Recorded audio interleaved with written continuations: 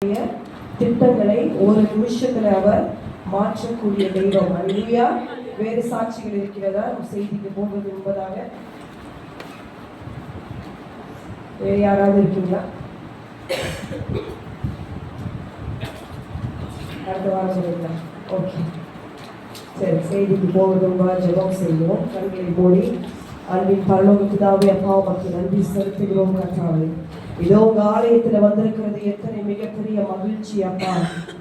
அநேக பேருக்கு கிடைக்காத பாக்கியம் ஆண்டவரே, தேவ ஜனங்களாகி எங்களுக்கு கிடைத்திருக்கிறது. இதோ எங்களை தேடி வந்து அழைத்தீரே. தாயின் கருவில் உருவாகும் முன்னே பெயர் சொல்லி அழைத்த தெய்வம், பரிசுத்த தெய்வம் அப்பா. இதோ நீ பரிசுத்தராய் இருக்கிறது போல எங்களையும் பரிசுத்தர் ஆகுங்கள் என்று அழைத்த தெய்வம். இதோ விசுவாசிகளாகிய பரிசுத்தவான்கள் மத்தியில இதோ நீ கடந்து வந்திருக்கிறதுக்காய் நன்றி செலுத்துகிறோம். தேவ ஆவியானவரை கொஞ்ச நேரம் ஆவியில வரவேற்று அந்நிய பாஷையில அவருக்கு ஆராதனைகளை செலுத்தி ஆவியானவரோடு பேசுங்க. உங்கள் ஆவியானவரோடு பேசட்டும். ஆவியானவர் வந்தால்தான் நமக்கு விடுதலை. பலத்தினாலும் அல்ல, பராக்கிரமத்தினாலும் அல்ல, தேவ ஆவியினால் எல்லாம் ஆகும் என்று வசனம் சொல்லுகிறது. அவர்கள் இடத்தில் ஒரு பலத்த காற்றால் இறங்கி வந்திருக்கிறார். ஆக்கின் மயமாய் இறங்கி வந்திருக்கிறவருக்கு சகல கணத்தையும் கொடுத்து தலைகளை எல்லாம் பரலோகத்துக்கு நேராக உயர்த்தி கைகளை வானத்துக்கு நேராக உயர்த்தி ஓரியாந்தரமா சௌதரமா கரியாந்தரே அஷரோரே சந்தனமே நரசிங்கே வரா யெகோவாயே சந்தே பரமா அஷரவாரோரியா சதோ அப்பாலா மனுஷன பார்க்க வரல. I didn't come here to see men. I didn't come here to hear the man's voice. Oh, Shikha Mahariye Saroyako Ashroyako Sandaloriyako Asrevano Shikha Mahariye Uravi Kathodu Vijakam Seyapam Edella Pesaro Edekero Uga Avi Kathota Pesaro Inga Avi Kathota Vijakam Seyapam மனுஷனால பேச முடியாது, மனுஷனால சொல்ல முடியாது. கர்த்தர் அதை பார்க்கிறார். உன் அறையில நீ அழுததை அவர் கேட்டார். உன் அறையில சத்தத்தை கர்த்தர் கேட்டு பதில் கொடுத்த பிறகு வருகிறார். ஆவியானவரை நாம் வரவேற்கிறோம். ஆவியான தெய்வத்தை நாம் வணங்குகிறோம். அவருக்கு உருவமும் இல்லை. அவருக்கு என்ன ஒரு உருவம் இல்லை என்று வேதம் சொல்லுகிறது. அவர் ஆவியாய் இருக்கிறார். அந்த ஆவியான தெய்வத்துக்கு ஆவியோடு உண்மையோடு ஓரமா சத்தமில்லாதோ அசலோ மன்னியா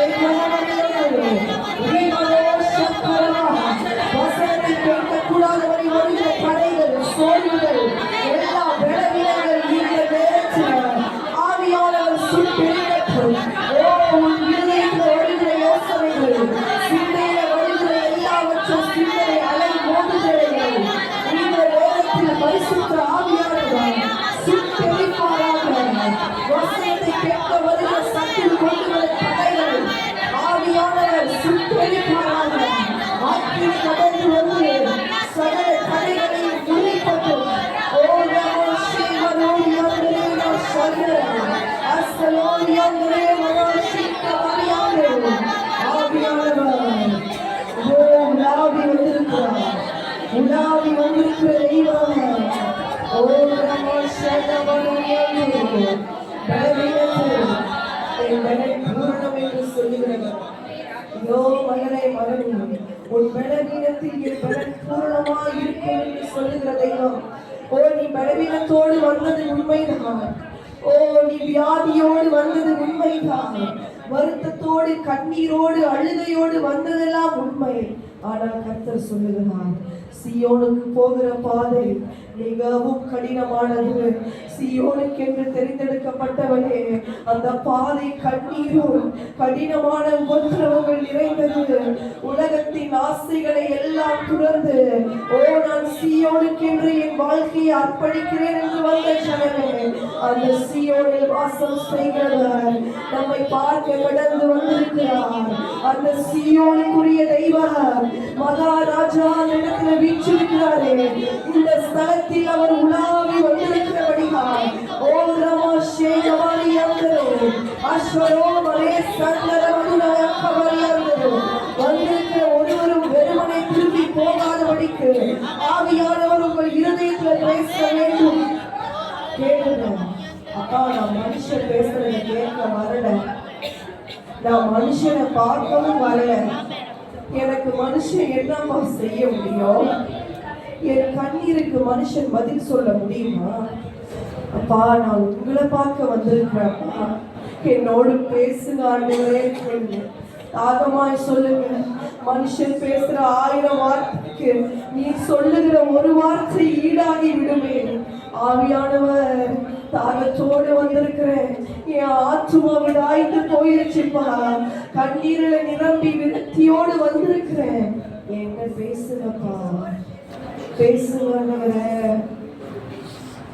மனுஷ முகத்தை நாங்க பார்க்க வரல, ஆவியானவரை பார்க்க வந்திருக்கிறோம். ஏதோ ஒரு சனிக்கிழமை ஆராதனை மாசத்துல வந்து உட்கார்ந்து போக வேண்டியது அல்ல. கர்த்தர் இன்று என்னோடு என்ன பேச போகிறார்? இந்த வாரத்தினுடைய எனக்கு எது மன்னா? அந்த ஆத்துமா தவிக்கணும், எனக்கு வசனம் வேண்டும் என்று இதோ அந்த விடாய்த்திருக்கிற தாகத்துடைய ஆத்துமாவுக்கு தான் அவர் சொல்லுகிறார். ஒரு ஆத்துமாவில நீர்ப்பாய்ச்சலான தோட்டத்தை போல அந்த வசனத்தினால் அவர் இன்று நிரப்புவார். தாகத்தோடு கேட்ட அத்தனை பேருக்கும், ஓ உன் இருதயம் வறட்சியாய் போய்விட்டது, ஓ என் இருதயத்துல ஒண்ணுமே இல்லாண்டவர பெருமையா ஃபீல் பண்ற, I feel empty, you're telling, oh I feel so empty, I have everything around me, என்னை சுத்தி பார்த்தா எல்லாமே இருக்குது, ஆனா எனக்குள்ள ஒரு விரக்தியப்பா, ஒரு வெறுமை. Lord, you fill the emptiness with this verse and the word of the presence. அந்த விரக்தியை, அந்த வெறுமையை கர்த்தர் வசனத்தினால் இன்று நிறைவு செய்வார். வசனம் உங்களை விடுதலை செய்யும். ஓ சத்தியத்தை அறிவீர்கள், சத்தியம் உங்களை விடுதலை செய்யும். குமாரன் விடுதலை ஆக்கினால் மெய்யாகவே விடுதலையாகும். ஓ ரமா சந்தரியாங்களோ மனோ சக்கரியாங்களோ, அப்பா எங்களுக்கு உதவி செய்யாண்டவரே. யாருப்பா எங்களுக்கு உதவி செய்ய முடியும்? மனுஷன் கையை எதிர்பார்த்தா உதவி வருமாண்டவரே. உதவி தரும் கண்மலையை நோக்கி, எனக்கு ஒத்தாசை வரும் பர்வதங்களை நோக்கி பார்க்கிறேன்னு தாவீது பாடியது போல அந்த தெய்வத்தையே நோக்கி வந்திருக்கிறோம் ஆண்டவரே. உங்களிடத்திலிருந்து தான் ஒத்தாசை வரும் அப்பா. நீங்க தான் எங்களுக்கு உதவி செய்ய முடியும். யார் உதவி செய்ய முடியும் ஆண்டவரே? யார் எங்களுக்கு கிருபை கொடுக்க முடியும்? யார் இரக்கம் செய்ய முடியும் அப்பா? இரக்கத்தில் ஐஸ்வர்யமான தெய்வம், அந்த இரக்கத்தின் சிகரம் எங்கள் மேல ஒரு விசை இரக்கமாயிருங்க. ஒரு விசை உங்க கிருபை எங்கள் மேல தாங்காண்டவரே. இந்த வேதத்தை தியானம் செய்ய எங்களுக்கு கிருபை பாராட்டுங்க ஆண்டவரே. மனுஷன் ஞானம் அல்லவே, உலகத்தின் படிப்பு அல்லவே இது. ஓ பரலோக ஞானம் கடந்து வரட்டும் ஆண்டவரே. இதோ பேசுகிறேன் நாவுக்கு கர்த்தர் கடிவாளத்தை வைப்பீராக. ஒன்றையும் கூட்டி குறைக்காதபடிக்கு என் நாவுக்கு கர்த்தர் காவல் வையும் ஆண்டவரே. நன்றி அப்பா. ஆவியானவர் பேசும். நான் அதை இயேசுவின் நாமத்தில் வேண்டி ஜெபிக்கிறேன் நல்ல பிதாவே, ஆமென். ஹல்லேலூயா. இயேசு கிறிஸ்துவின் நாமத்தில் உங்கள் யாவரையும் வாழ்த்தி வரவேற்கிறேன். ஆமென். கர்த்தருடைய ஆலயத்தில் இருப்பது சந்தோஷம், மன மகிழ்ச்சி. ஆமென். உலகத்தில் 1000 நாள் இருக்கிறதை பார்க்கிலும் அவருடைய ஆலயத்தில் பிரகாரங்களில் இருக்கிற ஒரு நாள் மேலானது. ஹல்லேலூயா. உலகத்துல நம்ம எத்தனை நாள் வாழ்ந்தாலும் அவருடைய ஆலயத்தில் இருக்கிற அந்த ஒரு நாள் மேன்மையானது. ஆமென். இப்ப நம்மளுடைய தொடர் சீரீஸ் நம்ம பார்த்து கொண்டு வருகிறோம். என்ன டாபிக் அது? அந்த மைனர் ப்ராஃபட் சீரீஸ், சிறிய தீர்க்கதரிசிகளுடைய தொடர். அதுல சப் டாபிக் என்னது? Major lessons from minor prophets. இதுல எத்தனை ப்ராஃபட்ஸ் நம்ம தியானம் பண்ணிட்டோம்? எத்தனை ப்ராஃபட்ஸ் பார்த்துக்கணும்? 2 ப்ராஃபட்ஸ். ஓகே, அதையா பயந்து சொல்றீங்க? நல்லா தைரியமா சொல்லணும். 2 ப்ராஃபட்ஸ். யார் அந்த ப்ராஃபட்ஸ்? ஹபக்குக் அப்புறம் ஆகாய், சிறிய தீர்க்கதரிசி. இவங்க 2 பேரும் நம்ம தியானம் செய்து விட்டோம். ஆகாயுடைய காலகட்டத்தில் என்ன நடந்தது என்று நம்ம பார்த்துட்டோம். இன்றைக்கு நம்ம இன்னொரு தீர்க்கதரிசியை தியானம் செய்ய போகிறோம். ஹல்லேலூயா. ஆகாயுடைய காலகட்டத்தில் இருந்தவர் தான் இவர். ஆகாய் தீர்க்கதரிசியோடு சேர்ந்து தீர்க்க தரிசனம் உரைத்தவர். யார் அவர்? சகரியா. வெரி குட், எழுதி கொள்ளுங்கள். இன்றைய தியானம் நம்மளுடைய தீர்க்கதரிசி சகரியாவின் புஸ்தகம்.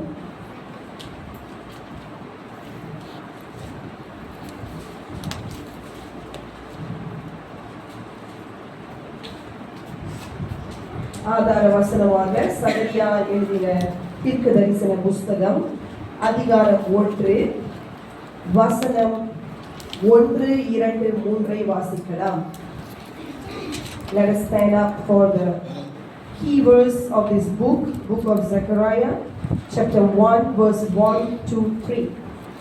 தரியு அரசாண்ட 2ஆம் வருஷம் 8ஆம் மாதத்திலே இத்தோவின் மகனான பெரேகியாவின் குமாரனாகிய சகரியாவுக்கு உண்டான கர்த்தருடைய வார்த்தை, கர்த்தர் உங்கள் பிதாக்களின் மேல் கடும் கோபமாயிருந்தார்.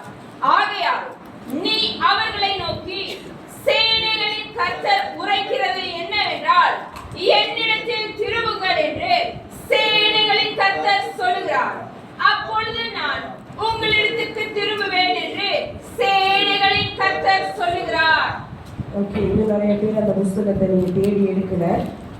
பக்கம் 1092, தமிழ் வேதத்துல 1092. நிறைய பேருக்கு இன்னும் சகரியா ஒழித்து விட்டார். ஏன்னா அது கொஞ்சம் உள்ளுக்கா இருக்கும் பழைய ஏற்பாட்டுல. நீங்க எப்படி தேடணும்னா மத்தேயுலேருந்து பாத்தீங்கன்னா மல்கியாவுக்கு முன்னாடி தான் அவர் இருப்பார். எடுத்துக்கொள்ளுங்க. தமிழ் வேதத்துல 1092, ஆங்கில வேதத்துல எத்தனாவது? What page is it? 992. ஒரு நாள் எல்லாம் எடுத்துக்கொள்ளுங்க. அதன் பிறகு நம்ம வாசிக்கலாம். எடுத்துட்டீங்களா? 1092. மலாய் வேதத்துல எனக்கு தெரியல எத்தனாவது பக்கங்க. அவருடைய பேர் மலாயில் என்ன போட்டிருக்குது? சக்கரியா. அதே பேர் தான் போட்டிருக்குது. ஓகே, எல்லாரும் எடுத்துக்கிட்டா இப்ப சேர்ந்து வாசிப்போம். 1, 2, 3. தரியு அரசாண்ட 2ஆம் வருஷம் 8ஆம் மாதத்திலே இத்தோவின் மகனான பெரேகியாவின் குமாரனாகிய சகரியாவுக்கு உண்டான கர்த்தருடைய வார்த்தை, கர்த்தர் உங்கள் பிதாக்களின் மேல் கடும் கோபமாயிருந்தார். ஆகையால் நீங்கள் அவர்களை நோக்கி, சேனைகளின் கர்த்தர் உரைக்கிறது என்னவென்றால், என்னிடத்தில் திரும்புங்கள் என்று சேனைகளின் கர்த்தர் சொல்லுகிறார். அப்பொழுது நான் உங்களிடத்தில் திரும்புவேன் என்று சேனைகளின் கர்த்தர் சொல்லுகிறார். ஆமென். அமர்ந்து கொள்ளுங்கள். இந்த சகரியா புஸ்தகத்தின் இன்ட்ரோடக்ஷன் உங்களுக்கு நான் கொடுக்கிறேன். வேகமாய் இங்கே எழுதி கொள்ளுங்க. இன்றைக்கு இந்த புஸ்தகத்தை முழுவதுமாய் நம்ம தியானிக்க முடியாது. அப்படி தியானித்தோம்னா நம்ம எல்லாருமே இங்கவே தங்க வேண்டி வரும். எத்தனை பேர் ஆயத்தமா இருக்கீங்க? ஆமீன் சொல்றவே இன்னைக்கு சேர்ச்சி விட்டு வெளியே சகரியா முடிக்கிற வரைக்கும் இங்கவே பாய்படுத்த போட்டு படிச்சுக்கீங்க. ஏனென்றால் இந்த புஸ்தகத்தில் மொத்தம் 14 அதிகாரங்கள் இருக்கிறது. சிறிய தீர்க்கதரிசிகள் புஸ்தகத்திலே இவர் ரொம்ப என்னது கொஞ்சம் பெரிய ஆளு. இவருடைய புஸ்தகம் எத்தனை அதிகாரம்? 14. மற்ற தீர்க்கதரிசிகள்லாம் பாத்தீங்கன்னா 2, 3. ஆக குறைவு யாரு?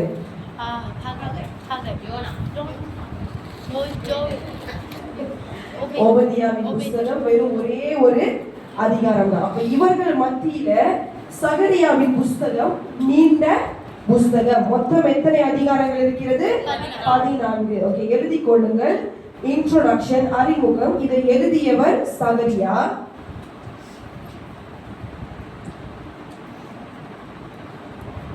எழுதப்பட்ட காலம் கிமு 520 470. அதாவது யூத மக்கள் யூதாவுக்கு திரும்பி வந்த பிறகு. நம்ம பார்த்தோம்ல ஆகாய் தீர்க்கதரிசியின் காலகட்டம் தான். ஆனால் ஆகாய் தீர்க்கதரிசியுடைய தீர்க்க தரிசனம் முடிந்த பிறகு இவர் என்ன செய்றார்? தீர்க்க தரிசனங்களை உரைக்க ஆரம்பிக்கிறார். ஓகே, மைய கருத்து ஆலயத்தை கட்டி முடித்தல். ஆகாய் தீர்க்கதரிசியோட மைய கருத்து என்னது? ஆலயத்தை கட்டுதல். ஏன்னா அந்த டைம்ல கட்டாமல் இருந்தது. ஆனா இவர் என்ன செய்கிறார்? ஆலயத்தை கட்டி முடிக்க வேண்டும் என்று தீர்க்க தரிசனத்தை உரைக்கிறார். அடுத்த கருத்து மேசியாவின் வாக்குத்தத்தம்.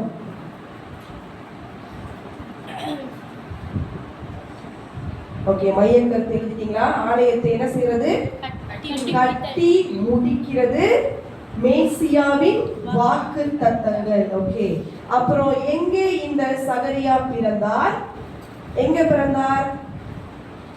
இவங்கெல்லாம் எங்க இருந்தாங்க இதுக்கு முன்ன? பாபிலோன்ல தான் இருந்தாங்க. அப்ப இந்த சகரியா எங்க பிறந்தாரு? பாபிலோன்ல பிறந்தார். அப்ப எல்லாரும் திரும்பி வரும்போது எல்லாரும் திரும்பி வந்தாங்களா? இல்ல.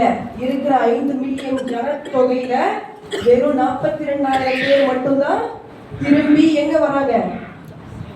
எருசலேமுக்கு வராங்க. எந்த ராஜா அவங்களை அனுப்பியது? பெர்சியா ராஜா. கோரேஸ் ராஜா என்ன சொல்றாரு? யாரெல்லாம் உங்க தேவனுக்கு ஆலயத்தை கட்ட போறீங்களோ எல்லாரும் என்ன பண்ணுங்க?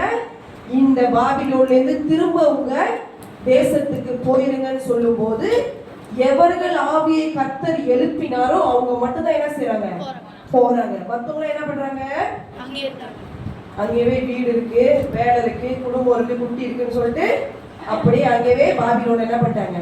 தங்கிட்டாங்க. ஆனா திரும்பி வந்தவர்கள் தான் யார் யார் நீங்க பாத்தீங்கன்னா நிறைய பேர் இருக்கு எஸ்ரா புஸ்தகத்துல. அதுல ஆகாய் தீர்க்கதரிசி, சகரியா தீர்க்கதரிசி, வேற யாரு? பிரதான ஆசாரியனான யோசுவா. அப்புறம் யார் அந்த யூதாவின் தலைவர்? செருபாபேல். இவங்களோடு சேர்ந்து ஜனங்கள் என்ன செய்யறாங்க? திரும்பி வருகிறாங்க. அப்ப வரும்போது இந்த சகரியா ஏற்கனவே பாபிலோன்ல பிறந்துட்டார். இவர் ஒரு வாலிபன். எப்படி நம்மளுக்கு தெரியும் வாலிபன் பாத்தீங்கன்னா சகரியா 2:4 அதோடைய கீவேர்ட்ஸ். இவர் ஒரு வாலிபனாய் இருந்தார் திரும்பி வரும்போது. ஆகாய் தீர்க்கதரிசி மாதிரி வயதானவர் அல்ல, இவர் ஒரு வாலிபன். அடுத்து இவருடைய குடும்பத்தின் பின்னணி நீங்க வசனம் 1ல பாத்தீங்கன்னா யாருடைய மகன் இவர்? இத்தோவின் மகனா? சரியா பாருங்க. இத்தோ அவருக்கு யாரு? இத்தோ அவருடைய தாத்தா. அவருடைய அப்பா பேர் என்னது? பெரகியா. ஆனா நிறைய இடத்துல இத்தோவின் குமாரன்னே மென்ஷன் பண்ணுவாங்க. ஏன்னா சகரியாவுடைய தகப்பன் அவர் சிறு வயதில் இருக்கும் போதே மறித்து விட்டதுனால இந்த இத்தோன்ற அவர் தாத்தா தான் என்ன செய்யறாரு? அவரை வளர்க்கிறார். இப்ப இந்த இத்தோ யார் அப்படின்னு நீங்க பாத்தீங்கன்னா இவர் ஒரு ஆசாரியர். ஹல்லேலூயா. ஆசாரிய ஜெப தலைவர், அதாவது அந்த ஆலயத்தில் இருக்கிற தலைவர்கள் மத்தியில இவரும் ஒரு தலைவராய் இருந்திருக்கிறார். அப்ப இந்த சகரியா எந்த வம்சத்தில் வந்தார்? ஆசாரிய வம்சத்தில் வந்த ஒரு ஆசாரியனும் தீர்க்கதரிசியும். இவரோட ஸ்பெஷல் என்னன்னா இவர் at the same time is a priest and also a prophet. எழுதி கொள்ளுங்க. யாருடைய மகன்?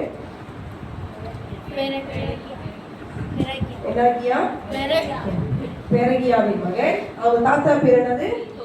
இத்தோ. ஓகே, இவர் வந்த வம்சம் என்ன வம்சம்? ஆசாரியர். அதாவது லேவி கோத்திரமாகிய ஆசாரியர்களில் குடும்பத்துல வளர்க்கப்பட்டு வந்தவர் தான் இவர். அப்ப சின்ன வயதிலிருந்தே இவர் ஆலயத்தை பார்க்காம இருந்தாலும் ஆனா ஆலயத்துல எப்படி பலி கொடுக்கணும், ஆலயம்னா எப்படி இருக்கும், என்னென்ன செய்யணும்னு சொல்லி அவங்க தாத்தா அவருக்கு எப்படி பண்ணாரு, வளர்த்து வந்தார். இப்ப இவங்க திரும்பி இங்க வந்து விட்டார்கள். அடுத்து இவருடைய பெயரின் அர்த்தம் யெகோவா தேவன் நினைவு கூறுகிறார். The Lord remembers. அவருடைய பெயருடைய அர்த்தம் கர்த்தர் அவர் யெகோவா நினைவு கூறுகிறார்.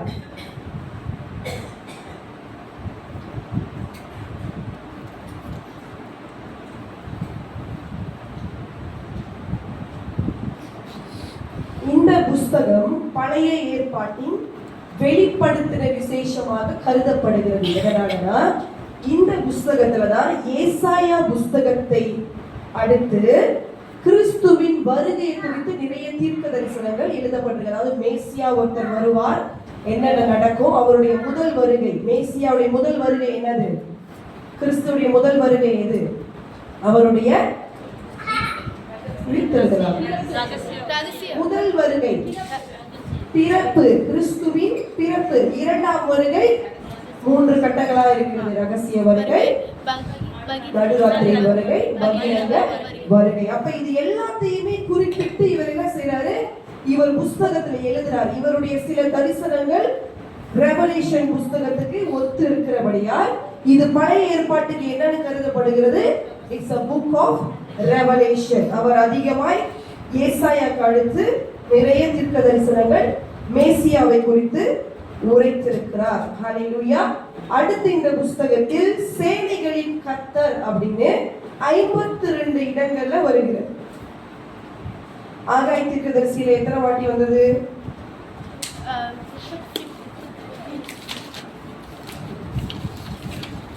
ஒரு வாட்டி நான் உங்கள்கிட்ட சொன்னேன், கடைசியாக 14 முறை வந்தது. இவர் புஸ்தகத்துல 52 தடவை என்ன எழுதுறாரு, சேனைகளின் கர்த்தர், சேனைகளின் கர்த்தர், சேனைகளின் கர்த்தர். ஹல்லேலூயா. இவர் ஆகாய தீர்க்கதரிசி வெறும் எத்தனை மாதம் தீர்க்க தரிசனம் உரைத்தார், 4 மாதங்கள் தான் அவருடைய ஊழியமே. அதோட என்னது முடிந்து விட்டது. ஆனால் இந்த சகரியாவின் காலகட்டம் சரியாக எங்க முடிந்தது என்று குறிப்பிடப்படல. ஆனாலும் 6வது அதிகாரத்துக்கு அப்புறம் அவர் வயதான பிறகு இந்த தீர்க்க தரிசனங்களை உரைத்தார் என்று வேதத்தின் வல்லுநர்கள் சொல்லுகிறார்கள். ஹல்லேலூயா. இப்ப இந்த 14 அதிகாரத்தை இப்ப நான் உங்களுக்கு 3 பகுதியாய் பிரிக்க போகிறேன். உங்க புஸ்தகத்துல எழுதி கொள்ளுங்கள். முதல் அதிகாரத்திலிருந்து, முதல் அதிகாரம் மனம் திரும்புதலுக்கான ஒரு அழைப்பு, a call for repentance.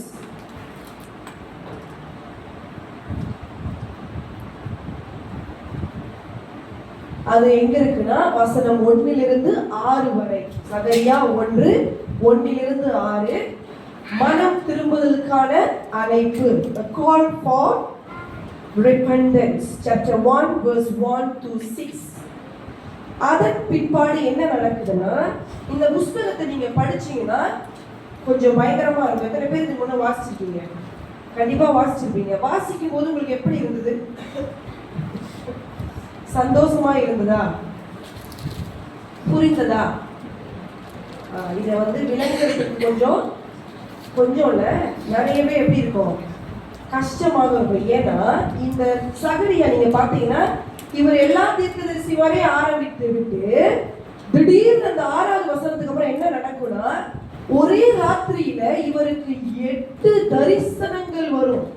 அந்த தரிசனங்கள் தான் chapter 1 இருந்து 6 வரைக்கும் எழுதி கொள்ளுங்கள். 8 night visions of Zechariah in chapter 1 until chapter 6.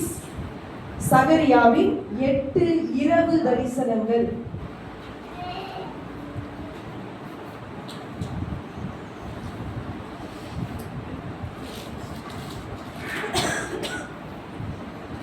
ஹல்லேலூயா. அப்ப அந்த தரிசனங்களை பார்த்த சகரியாவுக்கும் அந்த நேரத்துல என்ன பண்ணல, அந்த தரிசனங்கள் புரியல. படிக்கிற நம்மளுக்கும் என்ன பண்ணல, புரியாது. ஆனால் கர்த்தர் என்ன செய்தார், அந்த நேரத்துல சகரியாவுக்கு யாரை அனுப்பினார், அதை விளக்குறதுக்காக தேவ தூதனை அனுப்பி இது என்ன அர்த்தம் என்று விளக்கத்தை கொடுக்கிறார். அல்லேலூயா. இன்றைக்கும் நமக்கு யாரை கொடுத்திருக்கிறார் நம்மளுக்கு விளக்கி சொல்ல? ஆவி ஆனவர். நம்மளிடத்துல இந்த தரிசனங்களை ஆவியானவர் தான் கற்றுக் கொடுக்க முடியும். அல்லேலூயா. அவரை போல் யாராலும் நமக்கு போதிக்க முடியவே முடியாது. இந்த 8 தரிசனங்கள் இப்ப நான் ஒன்றொன்னா சொல்லல, நான் பிற்பாடு அடுத்த பாட்டுல உங்களுக்கு சொல்லுவேன். இப்ப அடுத்த 3வது பகுதி, இங்க ஒரு காரியம் நடக்குது, அதே சாப்டர்ல தான் நடக்குது. யோசுவா முடி சூட்டப்படுதல், கிரீடம் சூட்டப்படுதல், the crowning of Joshua. அதாவது பிரதான ஆசாரியனாகிய யோசுவா இந்த இடத்துல ஒரு கிரீடம் சூட்டப்படுகிறார். எங்கன்னா சகரியா 6வது அதிகாரம் கடைசி பகுதி.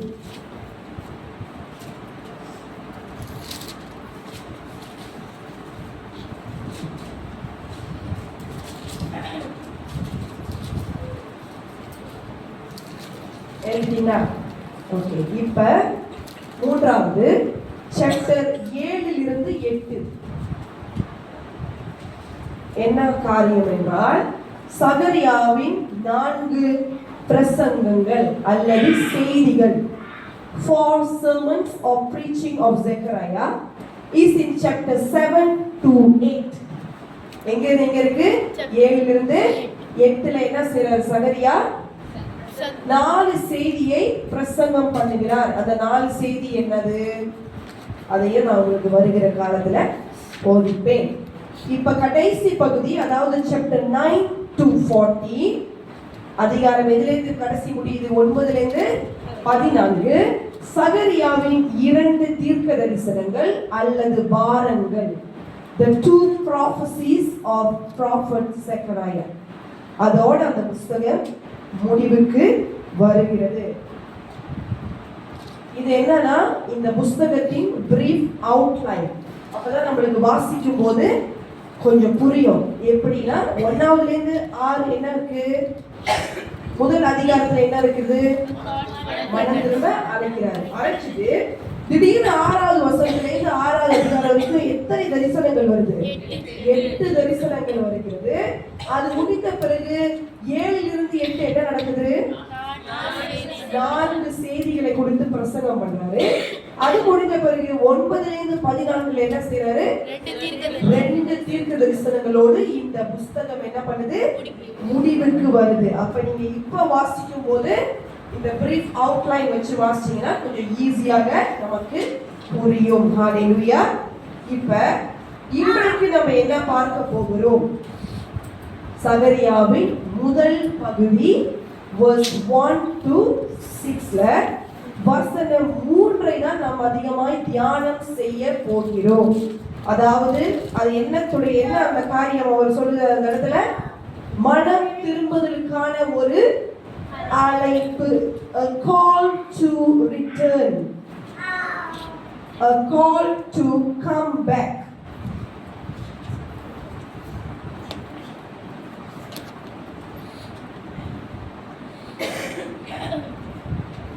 இந்த அதிகாரத்துல முதல் கீவேர்ட்ஸ் இந்த வசனம் 3. இதுல நிறைய கீவேர்ட்ஸ் இருக்குது. ஏன்னா இந்த அதிகாரம் ஒரே கதையை முழுவதா கொண்டு போகாம நிறைய காரியங்கள் இதுல என்ன பண்ணுது? அடங்கி இருக்கிறது. அப்ப முதல் கீவேர்ட்ஸ் வசனம் 3 வாசிங்களேன். ஆகையால் நீ அவர்களை நோக்கி, சேனைகளின் கர்த்தர் உரைக்கிறது என்னவென்றால், என்னிடத்தில் திரும்புங்கள் என்று சேனைகளின் கர்த்தர் சொல்லுகிறார். அப்பொழுது நான் உங்களிடத்துக்கு திரும்புவேன் என்று சேனைகளின் கர்த்தர் சொல்லுகிறார். ஹalleluya. இந்த வசனம் என்ன சொல்லுது? 3 முறை சேனைகளின் கர்த்தர், சேனைகளின் கர்த்தர், சேனைகளின் கர்த்தர். கர்த்தர் என்ன சொல்றார் சகரியாவை கொண்டு? 2வது வசனத்தை வாசிங்களேன். கர்த்தர் உங்கள் பிதாக்களின் மேல் கடும் கோபமாய் இருந்தார். ஓகே, என்னவா இருந்தாரா? கடும் கோபமாய். கர்த்தர் உங்கள் பிதாக்களின் மேல் கடும் கோபமாய் இருந்தார். ஏன் கடும் கோபமாய் இருந்தார்? இவர் ஆரம்பிக்கிற வார்த்தையே எப்படி இருக்கு? இப்ப கர்த்தர் உன்னை தேற்றுவார், ஆற்றுவார், நீ சிங்காரிக்கப்படுவாய் அப்படின்னு சொல்லாம வார்த்தை 1வது வசனத்துல வருது. 2வது வசனத்துல எப்படி ஆரம்பிக்கிறாரு? ஜனங்களை பார்த்து, கர்த்தர் உங்கள் பிதாக்கள் மேல் எப்படி இருந்தாரா? சாதாரண கோபமாக இல்ல, கடும் கோபம். எதனால கோபமா இருந்தார்? பிதாக்கள்னா யாரு? அவங்களுடைய முன்னோர்கள், அவங்களுக்கு முன்னிருந்த ஜெனரேஷன்ஸ். அதுக்கு முன்ன என்ன நடந்தது அந்த காலகட்டத்துல? ஏன் கர்த்தர் கடும் கோபமா இருக்கிறான்னு சொல்றாரு? ஆலயத்தை கட்டாம இருந்தாங்க. அதுக்கு முன்ன என்ன நடந்தது? கர்த்தர் என்ன பண்ணாரு? யோவேல், யோனா, இந்த மாதிரி தீர்க்கதரிசி ஏசாயா, எரேமியா, எசேக்கியேல், அப்படியே போனீங்கன்னா லிஸ்டே போயிட்டே இருக்கும். இவங்க எல்லாத்தையும் அனுப்பி என்ன செய்யறாருன்னா எச்சரித்து கொண்டே வந்தார். நீங்க இதை செய்யாதீங்க, இப்படி நீ செய்துட்டே வந்தா நீ என்ன ஆயிடுவ? சிறை பிடித்து போயிடுவ, ஒரு சிறை இருப்புல உன்னை நான் அனுப்பிடுவேன் சொல்லிக்கிட்டே இருந்தார். ஆனா இந்த இஸ்ரவேல் ஜனங்கள் கேட்டாங்களா? கேட்காதனால அந்த பிதாக்கள் மேல கர்த்தர் எப்படி இருந்தார்? கடும் கோபமா இருந்து இந்த ஜனங்களை என்ன செய்யறாரு? நான் அடிமைத்தனத்துக்கு என்ன பண்றேன்? ஒப்பு கொடுக்கிறேன். அதாவது எகிப்திலிருந்து கர்த்தர் எதிலிருந்து விடுதலை பண்ணாரு? அடிமைத்தனத்திலிருந்து விடுதலை பண்ண கர்த்தர் என்ன சொன்னாரு? கானான் தேசத்துல பாலும் தேனும் ஓடுற இடத்துல உன்னை கொண்டு வந்து வைப்பேன். ஆனா இந்த ஜனங்கள் என்ன செய்தார்கள்? கர்த்தர் இவர்களை ஆசீர்வதித்தோட கர்த்தரை மறந்து போனார்கள், விக்கிரகங்களை வணங்க ஆரம்பித்தோட. அப்ப கர்த்தர் நிறைய தீர்க்கதரிசிகளை அனுப்பி சொல்றார், மனம் திரும்புங்கள், நீங்க இதெல்லாம் செய்யாதீங்க, நான் தான் உங்களுடைய தெய்வம். அதே மாதிரி ஆலய தீர்க்கதரிசி என்ன சொல்றாரு? திரும்பி வந்தோட ஆலயத்தை கட்டாதனால அவர் என்ன சொல்றாருன்னா அவருடைய வார்த்தை எப்படி இருக்கணும்? ஸ்ட்ரெயிட் ஃபார்வர்டா இருக்கும். அவர் எந்த ஒரு தரிசனங்களும் சொல்லல, தீர்க்க தரிசனம் மாத்திரம் தான் உரைத்தார். என்ன சொல்றாரு? நீ இதெல்லாம் செய்யாதனால நீ சம்பாதிக்கிறது எதுவுமே என்ன பண்ண மாட்டேது, தலையில. நீ எது செஞ்சாலும் உனக்கு லாஸ்ல போயிருது. நீ ரொம்ப அழகான வீட்டுல இருக்க, ஆனா கர்த்தருடைய வீடு எப்படி இருக்கு? பாழாய் கிடக்குது. இப்படின்னே அவர் என்ன செய்யறாரு? அந்த ஜனங்களை எழுப்புகிறார். இப்ப எழுப்பப்பட்ட ஜனங்கள் ஆலயத்தை கட்ட ஆரம்பித்தாலும் கடைசியில என்ன முடிச்சார்? ஆகாய புஸ்தகத்துல நீ ஆலயத்தை கட்டுற, ஆனா உன் இருதயம் எப்படி இருக்குது? என்னை விட்டு தூரமா இருக்குது. நீ ஆலயத்துல தான் உட்கார்ந்து இருக்க, ஆனா உன் இருதயம் எங்க இருக்குது? என்னை விட்டு ரொம்ப. அப்ப இந்த சகரியா தீர்க்கதரிசி கொடுத்து கர்த்தர் என்ன சொல்றார்? என்னிடத்தில் இப்ப என்ன பண்ணுங்க? திரும்பி வந்து விடுங்கள், திரும்புங்கள் அப்படின்னு 3வது வசனத்துல நம்ம என்ன பண்றோம்? பார்க்கிறோம். 4வது வசனத்தை படிங்களேன். உங்கள் பிதாக்களை போலிராதியுங்கள், முந்தின தீர்க்கதரிசிகள் அவர்களை நோக்கி உங்கள் பொல்லாத வழிகளையும் உங்கள் பொல்லாத கிரியைகளையும் விட்டு திரும்புங்கள் என்று சேனைகளின் கர்த்தர் சொல்லுகிறார் என்று கூப்பிட்டார்கள். ஆனாலும் எனக்கு செவி கொடாமலும் என்னை கவனியாமலும் போனார்கள் என்று கர்த்தர் சொல்லுகிறார். என்ன சொல்றாரு? இப்பயாவது என்கிட்ட என்ன பண்ணுங்க? திரும்பி வந்துருங்க. உங்களுடைய பிதாக்கள், உங்க தாத்தா தாத்தா தாத்தா குட்டன் குட்டி எல்லாம் செஞ்ச மாதிரி என்னுடைய வார்த்தைக்கு என்ன பண்ணாம போயிடாதீங்க, செவி கொடுக்காமல் போய்விடாதீங்க. என்ன செய்கிறாங்க? முந்தின தீர்க்கதரிசிகள் உங்களை நோக்கி உங்கள் பொல்லாத வழியெல்லாம் விட்டு என்ன பண்ணுங்க? திருப்பி என்கிட்ட வந்துருங்கன்னு எல்லா தீர்க்கதரிசிகளும் என்ன பண்ணாங்கன்னா சொன்னாங்க. கர்த்தருடைய வார்த்தையை பிரசங்கம் பண்ணாங்க, ஜனங்களுக்கு எச்சரித்தாங்க. எல்லாத்தையும் சொல்லியும் இந்த ஜனங்கள் என்ன பண்ணலையா? எனக்கு செவி கொடுக்காமலும் என்னை என்ன செய்யல? கடைசி வார்த்தை படிங்க. என்னை கவனியாமல் போனார்கள். கர்த்தரை என்ன பண்ணலையா? கவனிக்கலை. அவருடைய வார்த்தையை பாருங்க. கர்த்தரை இந்த ஜனங்கள் கவனிக்காமல் போனதுனால 5வது வசனத்தை படிங்களேன். உங்கள் பிதாக்கள் எங்கே? தீர்க்கதரிசிகள் என்றென்றைக்கும் உயிரோடு இருப்பார்களோ? என்ன கேக்குறாரு? உங்கள் பிதாக்கள்லாம் இப்ப எங்க? தீர்க்கதரிசிகள் என்றென்றைக்கும் உயிரோடு இருப்பாங்களா? அப்ப என்ன கேக்குறேன்னா, எப்போதுமே நான் என்ன செய்யணும்? உனக்கு ஒரு தீர்க்கதரிசி அனுப்பி எச்சரித்தும் நீ என்ன செய்யற? திருப்பி அதே பொல்லாத வழிகளுக்கு திரும்பி போறீங்க. இப்ப இவங்க எப்போதும் உயிரோடு இருக்க முடியுமா? முடியாது. ஒரு காலகட்டத்துல அந்த தீர்க்கதரிசியோட காலம் முடிஞ்சோட அது சொல்லும் போது ஜனங்க என்ன செய்வாங்க? மனம் திரும்பி வருவாங்க. அந்த தீர்க்கதரிசி மறுத்தோட என்ன பண்ணுவாங்க? இப்ப திருப்பி அவங்களுடைய வழிக்கு போய் விடுவார்கள். இதுதான் ஒரு வழக்கமா இருந்து கொண்டு வந்தது. அததான் கர்த்தர் சொல்றார், இப்ப இராமற் போனாலும் 6வது வசனத்தை வாசிங்களேன். இராமற் போனாலும் தீர்க்கதரிசிகளாகிய என் ஊழியக்காரருக்கு நான் கட்டளையிட்ட என் வார்த்தைகளும் என் தீர்மானங்களும் உங்கள் பிதாக்களின் இடத்தில் பலிக்கவில்லையோ? எங்கள் வழிகளின்படியையும் எங்கள் கிரியைகளின் படியையும் சேனைகளின் கர்த்தர் எங்களுக்கு செய்ய நிர்ணயித்தபடியே எங்களுக்கு செய்தார் என்று அவர்கள் திரும்ப வந்து சொன்னதில்லையோ என்று சொல் என்றான். என்ன கேட்கிறாருன்னா, முதல்ல என்ன கேட்டாரு, உங்க பிதாக்கள்லாம் எங்க, முன்னர் அந்த ஜெனரேஷன்லாம் எங்க போயிட்டாங்க? எல்லாரும் எங்க போய் மறைச்சு போனாங்கன்னா பாபிலோன்ல. ஏன் இப்படி ஒரு கேள்வி கேட்கிறாருன்னா, நீங்க பாத்தீங்கன்னா இஸ்ரவேல் ஜனங்களுக்கு அவங்களுடைய தேசம் ரொம்ப ரொம்ப முக்கியமானது. அவங்க என்ன செய்யும், அவங்களுடைய விருப்பம் என்னன்னா அந்த தேசத்துலதான் அவங்க மரித்து அடக்கம் பண்ணப்படணும். இது நீங்க எங்க வாசிக்கலாம், யாக்கோபுடைய கதையை படிக்கும் போது யாக்கோபு சொல்லுவாரு, எப்படியாவது என்னை எங்க போய் அடக்கம் பண்ணினா. யாக்கோபு எங்க இருந்தாரு அந்த டைம்ல? யோசேப்பு எங்க கொண்டு வந்தாரு யாக்கோபே அவர் குடும்பத்தையும்? சரி, இந்த கதையை விட்டு வேற கதைக்கு இப்ப போறேன். யோசேப்பு எந்த ராஜ்யத்தின் அதிபதியாய் மாறினான்? எங்க பிரமிட் இருக்குங்க, எகிப்து தேசத்துல என்ன பண்ணாரு யோசேப்பு? கடைசி ஆதியாகமோட என் சகோதரர்களையும் தகப்பனையும் கொண்டு வந்து எகிப்துல தான் வச்சிருந்தாரு. ஆனா நம்ம யாக்கோபு என்ன சொல்றாரு, நான் இங்க இருந்தாலும் நான் மறிச்சுட்டுனா என்னை கொண்டு போய் நம்மளுடைய தேசத்துல அடக்கம் பண்ணிருங்க. ஏன்னா அவங்க ஏன் அதை ரொம்ப முக்கியமா கருதுவாங்கன்னா, அவங்க மேசியா திரும்பி வரும்போது அந்த இடத்துலதான் வருவார் அவருடைய நம்பிக்கை. அங்கதான் நான் என்ன பண்ணணும், அடக்கம் பண்ணப்பட்டா நான் திரும்பி அவரை பார்ப்பேன் அப்படின்னு நம்மளுடைய யூத ஜனங்களுடைய நம்பிக்கை. அப்பதான் கர்த்தர் கேட்கிறாரு, இப்படி நீ வைராக்கியமாய் நம்பிக்கிட்டு இருந்த, ஆனா இப்ப உங்க பிதாவா எங்க போய் மறிச்சாங்க?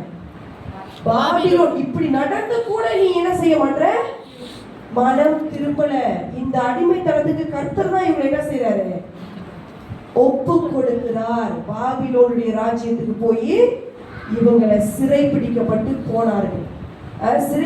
பிடிக்கப்பட்டு போனவர்கள்ல தீர்க்கதரிசியா வந்தவர்கள் தான் யாரு?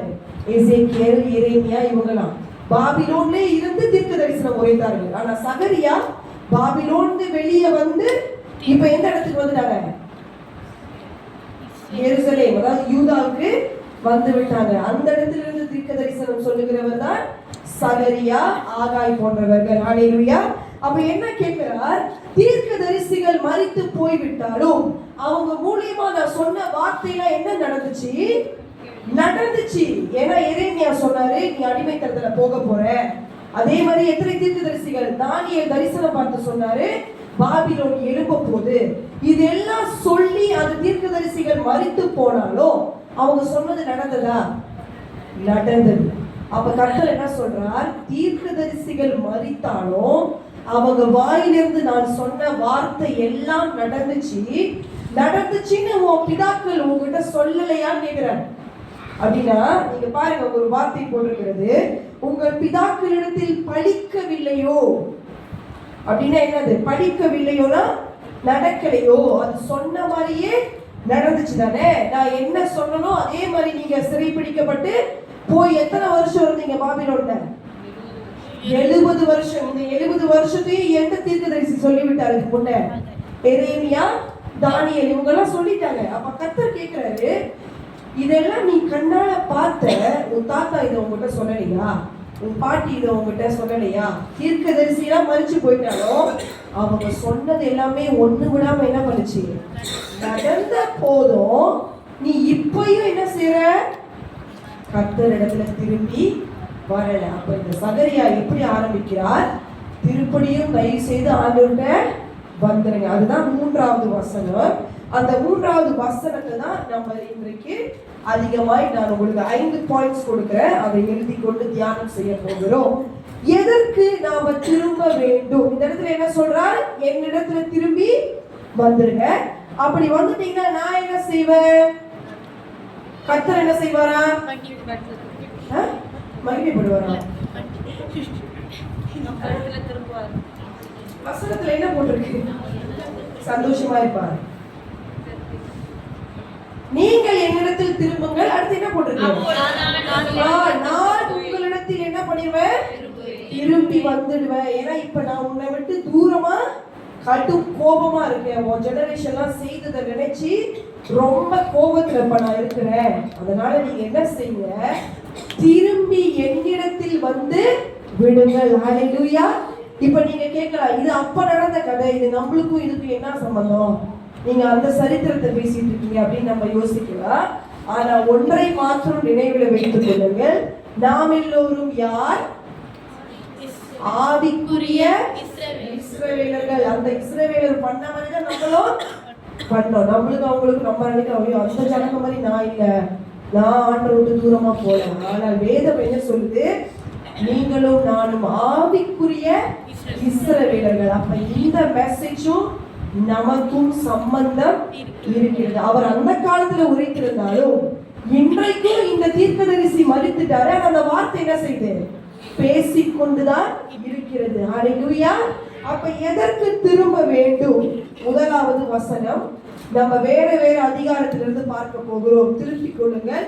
நீதிமொழிகள் அதிகாரம் 1 வசனம் 23. Turn your books to Proverbs chapter 1 verse 23. 5 points under the topic of a call to return.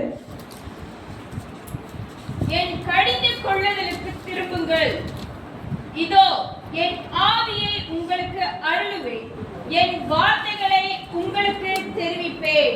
என்னத்துக்கு இப்ப திரும்ப சொல்லுகிறார்? என் கடிந்து கொள்ளுதலுக்கு திரும்புங்கள். இதுதான் ரொம்ப கடினமான ஒன்று. அங்கதான் அந்த இடத்துல சொல்றாரு சகரியா ஜனங்களை பார்த்து, கர்த்தர் இப்ப உங்களை கடிந்து கொள்ளுகிறார். அந்த கடிந்து கொள்ளுதலுக்கு என்ன பண்ணிருங்க? திரும்பி வந்துருங்க. அந்த கடிந்து கொள்ளுதலை விட்டு தூரமா போய் விடாதீர்கள். அதுதான் வேதம் சொல்லுது. அவர் தமக்கு பிரியமானவர்களை தான் என்ன செய்யறாரா? சிட்சிக்கிறார். தனக்கு பிடித்தமான பிள்ளைகளை தான் என்ன பண்ணுவாரா? கரெக்ட் பண்ணுவார், கடிந்து கொள்ளுவார். அப்ப வசனம் என்ன சொல்லுது? என்னுடைய கடிந்து கொள்ளுதலுக்கு திரும்பி வந்து விடுங்கள், அப்ப நான் என்ன கொடுப்பேன்? என் ஆவியை உங்களுக்கு அருளுவேன். அநேக நேரத்துல நம்மளுக்கு கடிந்து கொள்ளுதல் பிடிக்காத ஒண்ணு. ஏன்னா அது வலிக்கும். கடிந்து கொள்ளுதல் ரொம்ப இன்பமா இருக்குமா? வலிக்கும். அது மனசுல என்ன பண்ணும்? நம்மளை உறுத்தும். ஐயோ ஏன் இப்படி, அம்மா ஏசினோட 2 நாள் சாப்பிடாம இருப்போம், அப்படி டிராமா போட்டு சாப்பிடுவோம். ஆனாலும் நமக்கு நீங்களா பண்ணிக்க மாட்டீங்க, நான் பண்ணியிருப்பேன். அப்படியே கோவமா இருக்கிற மாதிரி அப்படியே மராஜுவம் பண்ணிட்டு பசி அடக்க முடியாது. சரி லஞ்சை ஸ்கீப் பண்ணிடலாம், டின்னர் ஸ்கீப் பண்ண முடியுமா? எத்தனை மணி நேரத்துக்கு அந்த கோவத்தை காட்டிக்கிட்டு பசி அடக்குறது. அப்ப நான் எங்களுக்கு வந்து ஒரு ரூம் இருக்கும், அந்த ரூம்ல போய் கூத்துருவோம். அப்புறம் வந்து அம்மா கூப்பிடும் போது அப்பதான் மெல்ல அப்படியே கோவம் கொஞ்சம் தனிக்கிற மாதிரி. ஆனா தப்பு பண்ணது யாரு? தப்பு பண்ணிவிட்டு ஏன் சொன்னோன்னு யார் இப்ப ஜோல் மகால? நம்ம எல்லாரும் அதை நீங்களா பண்ணிக்க மாட்டீங்க, நான் பண்ணியிருக்கேன். அதே மாதிரிதான் கர்த்தர் சொல்றாரு, நீ தப்பு பண்ணனாலதான் நான் உன்னை என்ன பண்றேன்? கடிந்து கொள்றேன். நான் கடிந்து கொள்றதுனால உனக்கு மரணம் வராது, அழிவு வராது. என்ன வரும்? ஆசீர்வாதம் தான் அதுக்கப்புறம் வரும். அந்த டைம்ல அது கஷ்டமா இருக்கும். ஆனா நீங்க அதுக்கு கீழ்படிஞ்சிட்டீங்கன்னா அதுக்கு பின்னால ஒரு என்ன இருக்கும்? ஒரு ஆசீர்வாதம் மறைந்து இருக்கும். ஏன்னா வேதம் தான் சொல்லுது, யாரெல்லாம் அவர் பிள்ளைங்களோ அவங்களதான் அவர் என்ன செய்வாரா? கடிந்து கொள்வார். மற்ற பிள்ளைங்களெல்லாம் அவர் கடிந்து கொள்ள மாட்டார். எப்படின்னா உதாரணத்துக்கு நம்ம பிள்ளைங்களை தான் நம்மளை அடிக்க முடியும். இப்ப ரூத் மர்சி அடிக்கிற மாதிரி திடீர்னு லில்லி அடிச்சாங்கன்னா வேற மாதிரி கதையாயிடும். ஏன்னா யார் அந்த தாய் தகப்பனோ அவங்க தான் என்ன பண்ணணும்? அந்த பிள்ளையை கடிந்து கொள்ளணும். அதான் கர்த்தர் சொல்றார், நீங்க உலகத்தின், அந்த இடத்துல என்ன போட்டிருக்கு? உலகம் கூட போடல, வேசிகளின் பிள்ளையா இருந்தீங்கன்னா நான் உன்னை என்ன பண்ண மாட்டேன்? கடிந்து கொள்ள மாட்டேன். இப்ப நீ எனக்கு பிள்ளையா மாறினால உன்னை கடிந்து கொள்ளுகிறேன். அப்ப முதலாவது எதுக்கு திரும்ப வேண்டும்? கடிந்து கொள்ளுதல். இரண்டாவது பாயிண்ட் எழுதி கொள்ளுங்கள். ஏசாயா 31 அதிகாரம் வசனம் 6. எதற்கு திரும்ப வேண்டும்?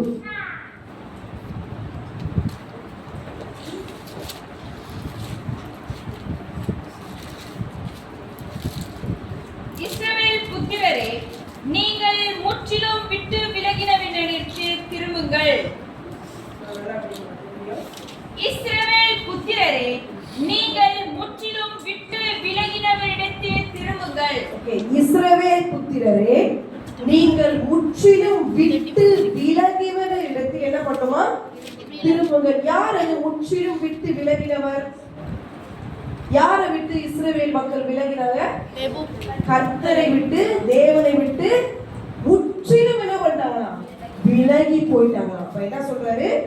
நீங்க விலகி போன என்கிட்ட திருப்பி என்ன பண்ணுங்க, வந்து விடுங்கள் அப்படின்னு அவர் அழைக்கிறார். நீங்க தான் பார்க்கலாம், இந்த சகரியாவின் கடைசி புஸ்தகத்துல நம்ம பார்க்கும்போது மேசியாவை கொடுத்த தீர்க்க தரிசனத்துல மேசியா வருவார், ஆனா மேசியா வந்து ராஜா மாதிரி கொண்டாடப்படுவார்னு எழுதல, நிராகரிக்கப்படுவார். என்னன்னா நீங்க பாத்தீங்கன்னா இந்த ஜனங்க தான் யாருக்காக காத்திருந்தாங்க? மேசியா மேசியா எங்களுக்காக ஒரு ராஜா வருவார் வருவார்னு இருந்த ஜனங்களே வந்த பிறகு அந்த ராஜா என்ன பண்ணாங்க? உதறி தள்ளினார்கள். எங்களுக்கு இவர் தேவையில்லை, இவருக்கு மேசியா அப்படின்னு புறக்கணித்தார்கள். அதான் இங்க சொல்றாரு, நீ முற்றிலும் என்ன பண்ணிட்ட, விட்டு போயிட்ட. ஆனா இன்றைக்கு உனக்கு ஒரு அழைப்பு கொடுக்கிற, திரும்பி என்னிடத்தில் வந்து விடு. எவ்வளவு தூரம் போயிருந்தாலும் கர்த்தர் இன்றைக்கு நம்மகிட்ட என்ன சொல்றாரு? திரும்பி என்னிடத்தில் வந்து விடுங்கள். ஹல்லேலூயா. மூன்றாவது, எதற்கு திரும்ப வேண்டும்? எரேமியா 3ஆம் அதிகாரம் வசனம் 14. Book of Jeremiah chapter 3 verse 14.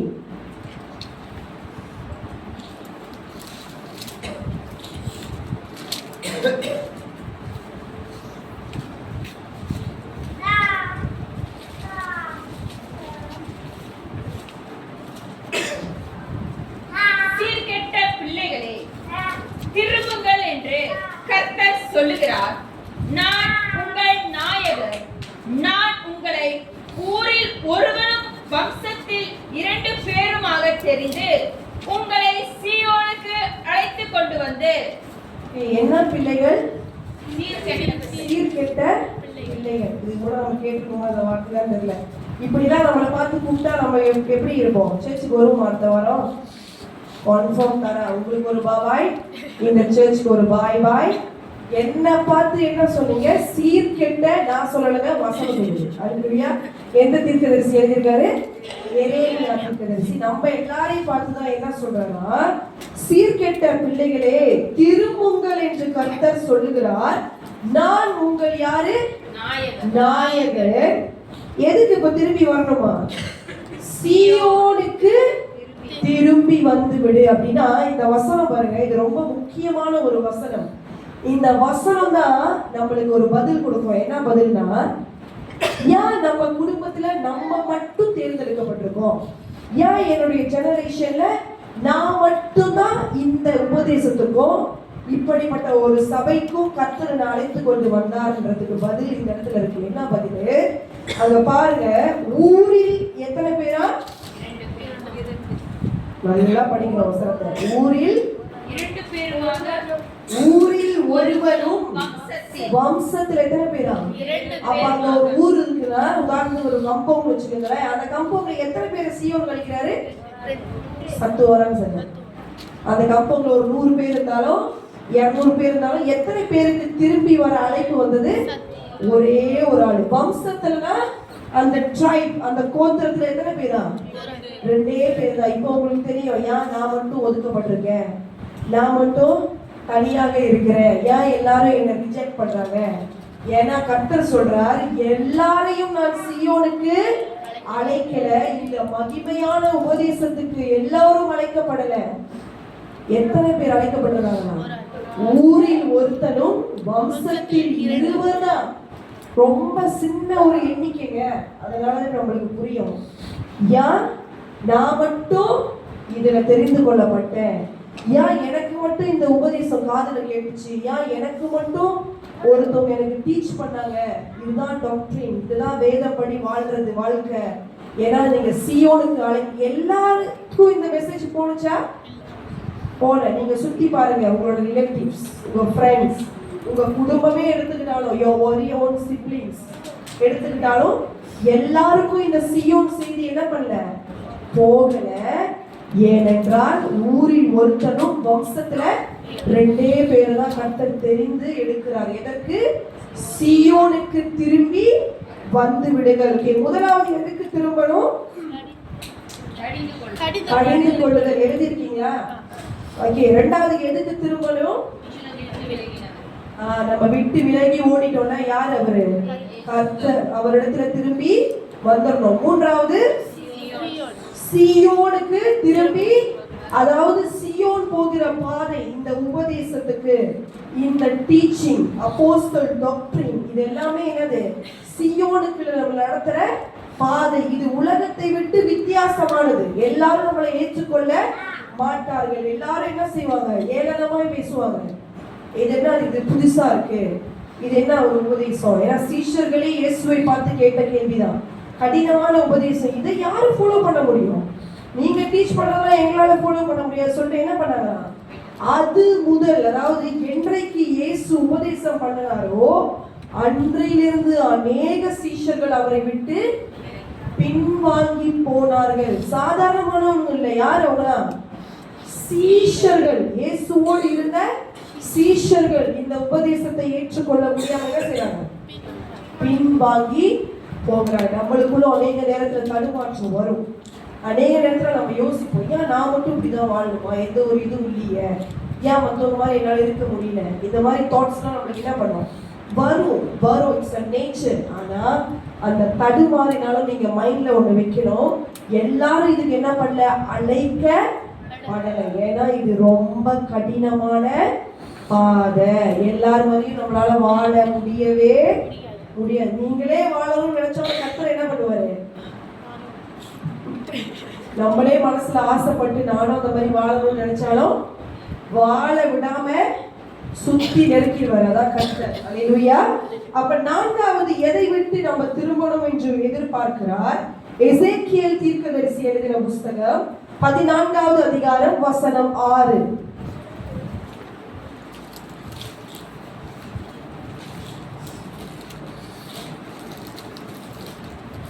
ஆகையால் நீ இஸ்ரவேல் வம்சத்தாரை நோக்கி, திரும்புங்கள், உங்கள் நரகலான விக்கிரகங்களை விட்டு திரும்புங்கள், உங்கள் சகல அருவருப்புகளையும் விட்டு உங்கள் முகங்களை திருப்புங்கள் என்று கர்த்தராகிய ஆண்டவர் உரைக்கிறார். எதை விட்டு இப்ப திரும்பணும்? விக்கிரகங்களை விட்டு திரும்ப வேண்டும். அப்புறம் என்ன சொல்றாரு? அருவருப்புகளை விட்டு திரும்புங்கள். நம்ம இப்ப எல்லாரும் விக்கிரகங்களை வணங்கல, ஆனா எதெல்லாம் நம்ம லைஃப்ல ஆண்டவர் இருக்கிற இடத்துல இருக்குதோ அதெல்லாம் என்னது? விக்கிரகம். நான் உங்களுக்கு ஏற்கனவே இதை போதிச்சிருக்கேன். இப்ப அருவருப்புகள் விட்டு விலகுங்கள்னு சொல்றாரு. அப்ப அருவருப்புகள்னா என்னது? கர்த்தர் அருவருக்கிற காரியங்கள் எத்தனை இருக்குது? நீதிமொழிகள் 6வது அதிகாரத்துக்கு திருப்புங்களேன். வசனம் 16, 17, 18, 19.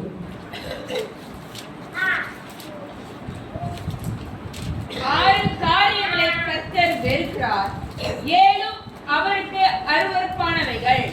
அவை யாவன: மேட்டுமையான கண், பொய் நாவு, குற்றமற்றவர்களுடைய ரத்தம் சிந்தும் கை,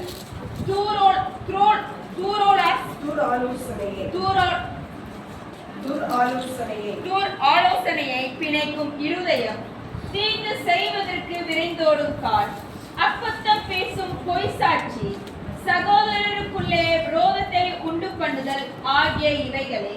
எத்தனை அருவருப்புகள் இருக்குது? 6 கர்த்தர் வெறுக்கிறார். 7 என்ன செய்யறாரா? அருவருக்கிறார். அந்த 7 நீங்க பாத்தீங்கன்னா வரிசையாய் ஞானி எழுதி இருக்காரு பாருங்க. மேட்டிமையான கண். நீங்க வேத பாடத்துக்கு நேற்று வந்திருந்தீங்கன்னா நம்ம எதை குறித்து தியானித்தோம் அப்படின்னா, பாபேல் கோபுரம். அவங்களுக்குள்ள என்ன இருந்துச்சு? ஒரு மேட்டிமை, ஒரு பெருமை. நான் கர்த்தரை விட என்னது? பெரிய ஆளு, என்னால செய்ய முடியாது ஒண்ணுமே இல்லை அப்படின்னு அவங்களுடைய விழுகை எப்படி இருந்துச்சு நம்ம தியானம் பண்ணோம். அப்ப மேட்டிமையான கண்.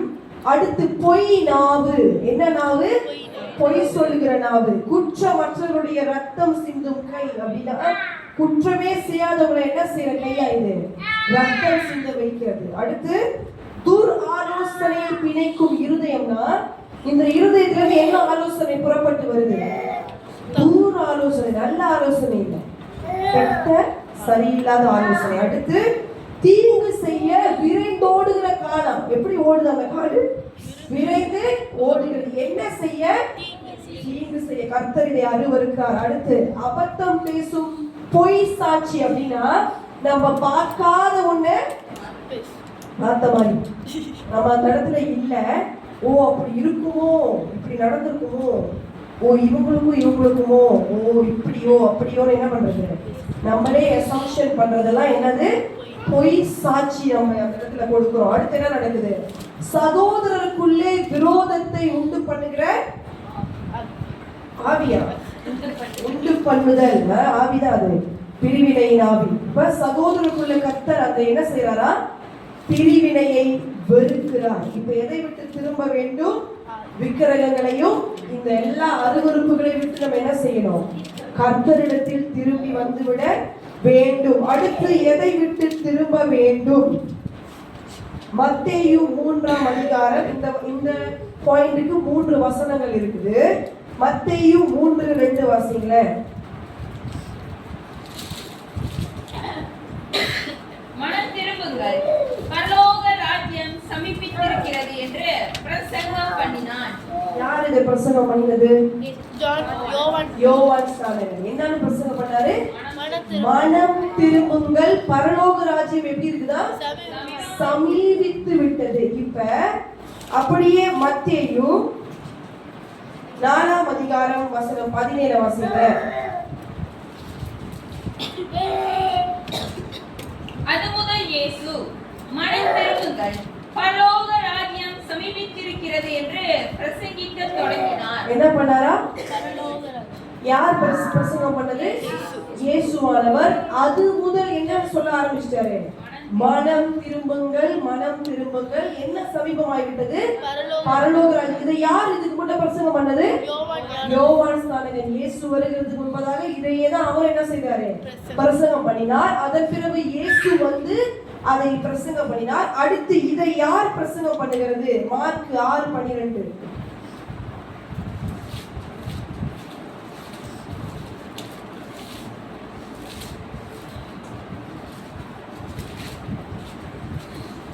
அவர்கள் புறப்பட்டு போய் மனம் திரும்புங்கள் என்று பிரசங்கித்து. யார் புறப்பட்டு போய், இவர்கள் யார், சீஷர்கள். முதலாவது யோவான் ஸ்நானகன் சொன்னார் என்ன பண்ணணும், மனம் திரும்புங்கள். அப்புறம் இயேசு சொன்னார் மனம் திரும்புங்கள். இப்ப இயேசுவின் ஊழியத்தை கண்டினியூ பண்றவங்க யாரு, சீஷர்கள். இப்ப என்ன பிரசங்கம் பண்றாங்களா, மனம் திரும்புங்கள், பரலோக ராஜ்யம் சமீபித்திருக்கிறது. ஹல்லேலூயா. எத்தனையோ திரும்ப வேண்டியது நிறைய காரியங்கள் இருக்குது. ஆனா நம்ம இந்த எத்தனை காரியங்கள் உங்களுக்கு சொன்னாரு, 5 காரியங்களுக்கு இடத்துல நம்ம என்ன செய்யறோம், கர்த்தரிடத்துல திரும்பி வந்து விடும். ஏன் கடைசியா மனம் திரும்புகள்னா, இந்த மனம் திரும்புதல்ல தான் ரட்சிப்பு அடங்கி இருக்கிறது. புதிய ஏற்பாடு வந்தோன்னே முழுவதுமாய் நீங்க பார்க்கலாம், மனம் திரும்புங்கள், மனம் திரும்புங்கள். அதுதான் ஒரு பிரசங்கம். அந்த சர்வரோட டாபிக்கே என்னது, மனம் திரும்புங்கள். இதையே தான் அவங்க பிரசங்கம் பண்ணினாங்க. ஏன்னா மனம் திரும்புதல் இருந்தாதான் அங்க என்ன நடக்குமா, மனம் திரும்புதல் வந்தா அடுத்து என்ன வரும், ரட்சிப்புடைய முதல் ரட்சிப்பு என்னது, ரட்சிப்பின் 7 படிகள்ல முதல் படி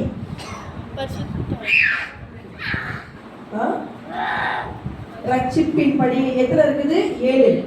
இப்ப ஒரு மனுஷனுக்குள்ள மனம் திரும்புதல் வந்துருச்சுன்னா முதல் படி என்ன நடக்கும், பாவ மன்னிப்பு. அப்ப மனம் திரும்புதல் இருந்தாதான் நம்மளுக்கு என்ன கிடைக்கும், பாவ மன்னிப்பு. Only through the repentance you will receive the forgiveness of your sins. அதனாலதான் வேதம் சொல்லுது மனம் திரும்புங்கள், மனம் திரும்புங்கள் என்று. ஹல்லேலூயா.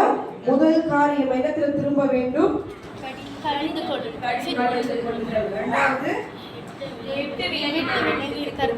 அதாவது நம்ம விட்டு தூரமாய் போனவரிடத்துல திரும்பி நம்ம வந்து விடணும். மூன்றாவது சியோனுக்கு திரும்ப வேண்டும். ஏன் அது ஸ்பெஷலானது இல்ல, ஏன் சியோனுக்கு திரும்பணும், ஏன் அது ரொம்ப ஸ்பெஷல்னு சொன்னேன், இதை மறந்துடவே கூடாது. எப்பெல்லாம் உங்க மைண்ட் கன்ஃபியூஸ் ஆகுதோ அப்பெல்லாம் அந்த வசனத்தை மைண்ட் வந்துடணும். ஓ ஊர்ல ஒருத்தன், அப்ப நான் தான் அந்த ஒருத்தி, வம்சத்துல 2 பேரு, நான் தான் அந்த 2 பேர்ல ஒரு ஆள். எப்பெல்லாம் உங்க மைண்ட உலகம் குழம்புதோ, உங்க நண்பர்களோ, உங்க ஃபேமிலி, ஓன் ஃபேமிலியா இருக்கலாம், உங்க உறவினர்கள் யாரெல்லாம் உங்க மைண்ட கன்ஃபியூஸ் பண்றாங்களோ, அதாவது சத்துரு கன்ஃபியூஸ் பண்ணாலோ, நீங்க மைண்ட்ல என்னத்தை ஸ்டிக் பண்ணிடணும், ஊர்ல எத்தனை பேரு, ஒருத்தி, ஒருவன், வம்சத்துல 2 பேர். இப்ப நம்மலாம் எத்தனை பேர் இருக்கோம்? அப்ப எல்லாம் ஒரு வம்சத்திலேயே வந்திருக்கீங்கன்னு நினைக்கிறேன். அல்லேலூயா. யார் லேவி கோத்திரத்துல, யார் ஆசாரியர்கள், தீர்க்க தரிசனத்துல வந்தவங்க எல்லாருமே ஆமென். கர்த்தரால் தெரிந்து கொள்ளப்பட்டவர்கள் தான் நீங்களும் நானும். அல்லேலூயா. அதனாலதான் உலகம் நம்மளை என்ன செய்யுமா? பகைக்கும். இந்த உலகத்துடையவே அல்ல. அதனால உலகத்திற்கு ஒத்து போக கூடாது. நமக்கும் உலகத்துக்கும் வித்தியாசம் இருக்கணும். அடுத்து எதை விட்டு திரும்புங்கள்? விக்கிரகங்களை விட்டும் அருவருப்புகளை விட்டும் திரும்புங்கள். எத்தனை அருவருப்புகள்? 7 அருவருப்புகள். நீதிமொழிகள் வீட்டுக்கு போய் வாசிக்கலாம். அடுத்து எதை விட்டு திரும்ப வேண்டும்? எதை விட்டுல எதற்கு திரும்பணும்? மனம் திரும்பணும். அதாவது பரலோக ராஜ்யத்திற்கு போகிறதுக்கு ஏதுவான மனம் திரும்புதல் நம்மளுக்குள்ள வேண்டும். அல்லேலூயா. சகரியா புஸ்தகம் ரொம்ப என்ன சொன்னேன், நீண்ட புஸ்தகம். ஆனா நானு இன்னைக்கே உங்களுக்கு அந்த ஃபுல் 8 தரிசனங்களே கொடுக்க விரும்பல. ஏன்னா அது நிறைய இருக்கும். நம்ம ஸ்லோவா தியானம் செய்வோம். பார்ட் 2ல நம்ம என்ன பார்ப்போம்னா, இப்ப நம்ம எதை முடிச்சிட்டோம்? சகரியாவின் பார்ட் 1 என்னது? மனம் திரும்புவதற்கான ஒரு அழைப்பு, a call for repentance or a call to return. கர்த்தரிடத்துல திரும்பி வரதுக்கான ஒரு அழைப்பு. எந்த இடத்துல இருக்கு? வசனம் 1 இருந்து 6 வரை. இந்த வசனம் உங்களுக்கு எல்லாருக்கும் புரிஞ்சிருக்கணும். சகரியா 1 இருந்து 6. அல்லேலூயா. அப்ப அந்த திரும்புங்கள்ல எத்தனை பாயிண்ட்ஸ் நம்ம பார்த்தோம்? 5 பாயிண்ட்ஸ் பார்த்தோம். அடுத்து வரப்போகிற இந்த 8 மிக பயங்கரமான தரிசனங்களை நம்ம கர்த்தருக்கு சித்தமானால் தியானம் செய்வோம். அதன் பிறகு என்ன நடந்தது? 8 தரிசனங்களுக்கு பிறகு யோசுவாவின் வீரம் சூட்டப்படுதல் அல்லது முடி சூட்டப்படுதல். அதன் பிறகு என்ன நடந்தது? சகரியா தீர்க்கதரிசி எத்தனை பிரசங்கங்கள் பண்ணினார்? 4. அதன் பிறகு அந்த 2 தீர்க்க தரிசனங்கள் யாரை பற்றியது? கர்த்தருடைய மேசியா. மேசியாவுடைய முதல் வருகையும் இரண்டாம் வருகையும் குறித்து தான் சகரியா எழுதி இருக்கிறார். ஹல்லேலூயா. இந்த சகரியாவின் புஸ்தகம் மிக ஒரு ஆழமான என்ன சொன்னாலே வெளிப்படுத்துதல் நிறைந்த புஸ்தகம். ஆகாய் புஸ்தகத்துக்கும் இந்த புஸ்தகத்துக்கும் ஒரு வித்தியாசத்தை கொடுக்கிறேன். என்னன்னா, ஆகாய் தீர்க்கதரிசி தரிசனங்களை பார்த்தாரா? வேதத்துல குறிப்பிடப்படல. அவருக்கு டைரக்டா என்ன வந்துச்சு? ஆண்டுட்டது வார்த்தை. டைரக்டா வார்த்தை வந்து அவர் டைரக்டா என்ன பண்ணாரு? புல்லட் மாதிரி அப்படியே போட்டுட்டே போனாரு. ஜனங்களை என்ன பண்ணிட்டாங்க? சரி நாங்களும் சொல்றதை கேட்கிறோம். அவங்க ஆவி என்ன பண்ணாரு? உற்சாகப்படுத்தி எழுப்பி விட்டார். ஆனா இந்த ஜனங்கள் எழும்பினவர்கள் உற்சாகத்துல என்ன பண்ணிட்டாங்க? இதை நம்ம எங்க பார்க்கலாம்? கடைசியில யாரை உற்சாகப்படுத்துவாங்க? செருபாபேல். ஏன் இவங்க சோர்ந்து போனாங்க? எதனால சோர்ந்து போனாங்க? அந்த ஆலயம்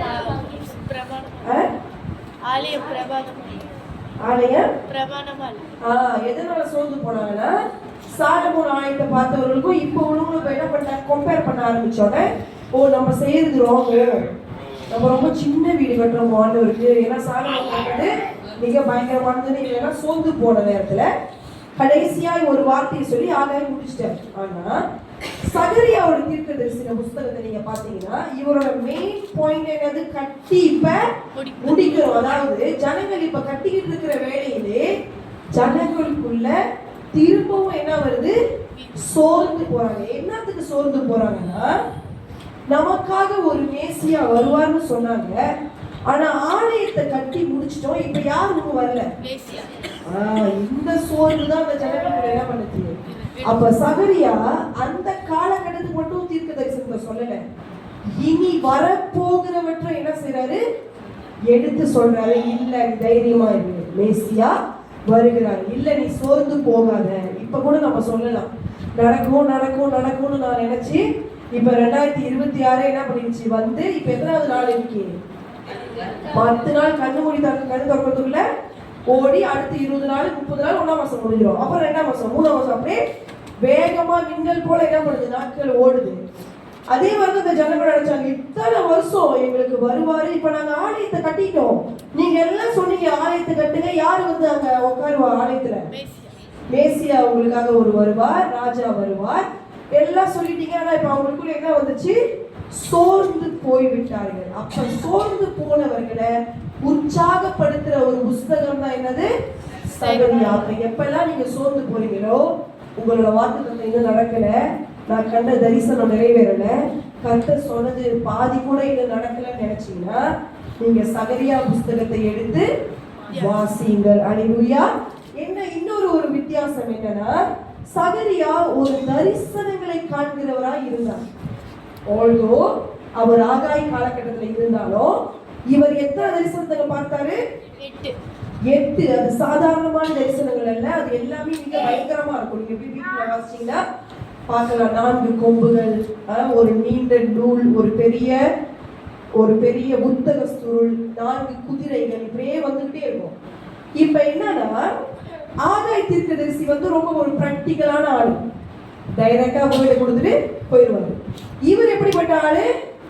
விஷனரி, தரிசனத்தை பார்க்கிறவர்.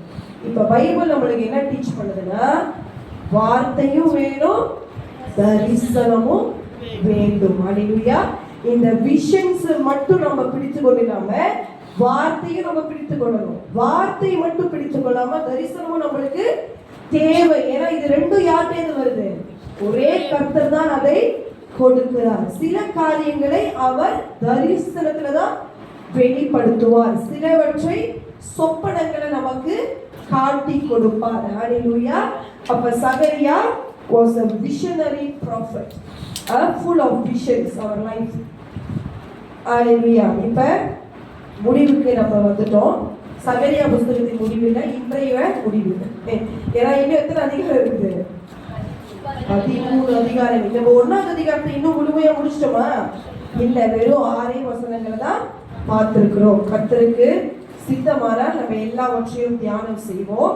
வருகிற காலத்துல உங்களுக்கு அந்த தரிசனங்களை குறித்தும் அந்த தரிசனங்களுடைய படங்கள் முடிந்தால் நான் உங்களுக்கு கொண்டு வருகிறேன். ஹல்லேலூயா. அப்பதான் நம்மளுக்கு அதை பார்க்கும்போது ஒரு படிக்கிறதை விட ஒரு பிக்சரை பார்த்தா நம்மளுக்கு என்ன பண்ணும்? ஈஸியா புரியும். ஆமென். அப்ப இந்த புஸ்தகத்தை நம்ம ஆழமாய் தியானம் செய்கிறோம். இந்த தீர்க்க தரிசன புஸ்தகங்களா மிக மிக ஆழமானது. நம்ம இப்ப பார்க்கிற இந்த சீரீஸ் ஒரு கோணத்துல தான் நம்ம என்ன பண்றோம்? பார்க்கிறோம். ஒரு வெளிப்பாடுல தான் பார்க்கிறோம். இதே புஸ்தகத்தையே நீங்க மறுபடியும் எடுத்து படித்தீங்கன்னா வேற என்ன கிடைக்கும்? நம்மளுக்கு வேற வெளிப்பாடுகள் கிடைக்கும். ஆமென். அல்லேலூயா. நாம் கண்களை மூடி ஜெபம் செய்வோம்.